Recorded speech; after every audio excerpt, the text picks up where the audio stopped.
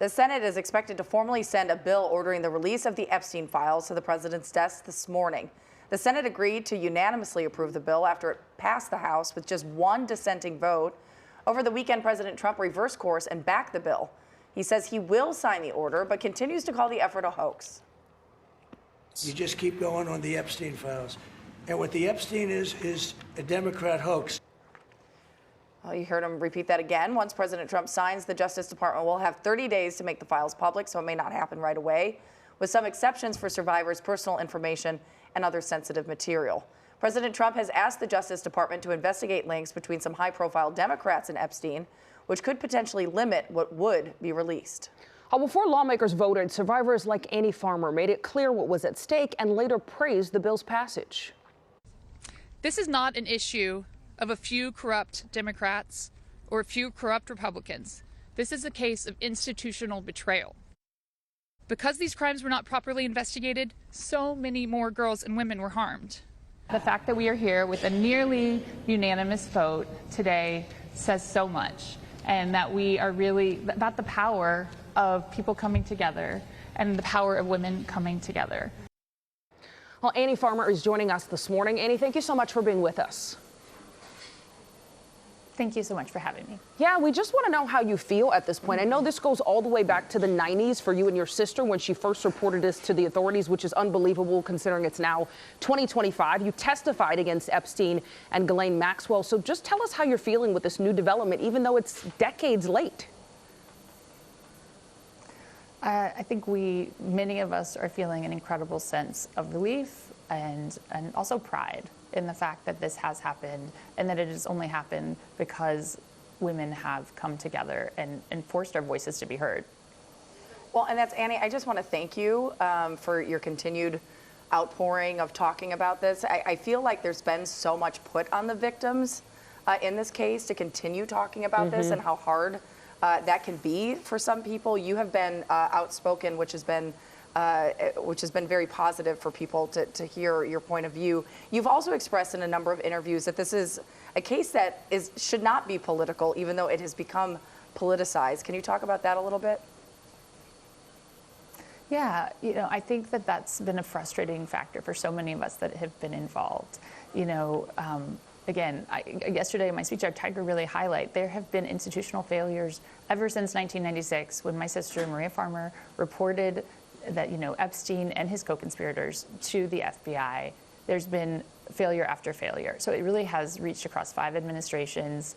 And the fact that it's gotten attention at this time, we're grateful that it's finally happening. But we are not politically motivated. We want this information for personal healing and also for accountability, hoping to actually change something moving forward for other survivors. Sure. Have you been surprised through these decades, though, to hear the president saying something like this is a hoax, to hear people pushing back against the age of the victims? I believe you were 16 when the abuse happened to you, for people saying maybe that is too old from some high-profile people in the media. Are you surprised at the criticism from abuse of children?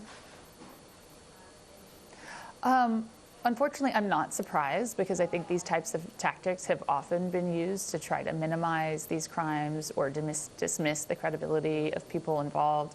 But truly it is horrific that they continue to say such things because it's misinformation, right? And I think that's a really problematic message to send to young people that this isn't a crime if it happens to you. That's not true.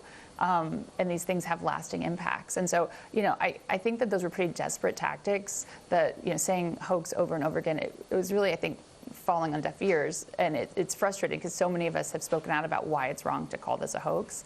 But I think they felt kind of trapped and were trying to do whatever they could to, dismiss us.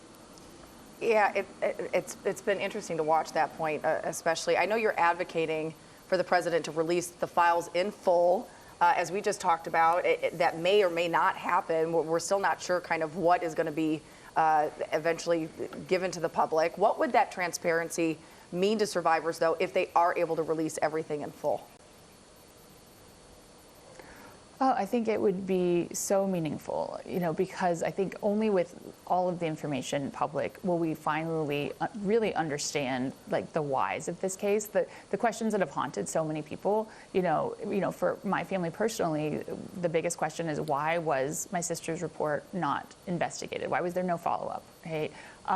Why did this sweetheart deal happen? Really, it feels like there's just these missing pieces in the puzzle, and until we really understand who was involved, not just in participating in the crimes, but also in enabling the crimes and financing the crimes, then I think it's hard to fully move on. Yeah, and for other survivors, what message do you have, especially for people like you who have had a case where people deny some of the things happen, or you've had to continually speak out and face so much criticism for speaking out for abuse you suffered as a child? What do you say to survivors and people who go through that? I'd say your voice matters. I'm sorry that you've had to face this and that you've faced unfair criticism, but your voice matters. And finding your people is so important, right? I think what we've seen happen just in the last few days is because so many of us have come together, and the strength in that sisterhood has been incredible. I think it's propelled us all on. And, I think this case is unusual in that there are so many survivors, right? But I think finding your support system is so important when you're up against this kind of thing. Well, and I just want to point out the statistics. You guys are a unique group of survivors, but the Center for Disease Control says 1 in 4 girls and 1 in 20 boys in the U.S. experience sexual abuse before the age of 18. So this is something very real that many people deal with. Thank you so much for being with us this morning and for joining us. Thank you for having me. Thank you, Annie.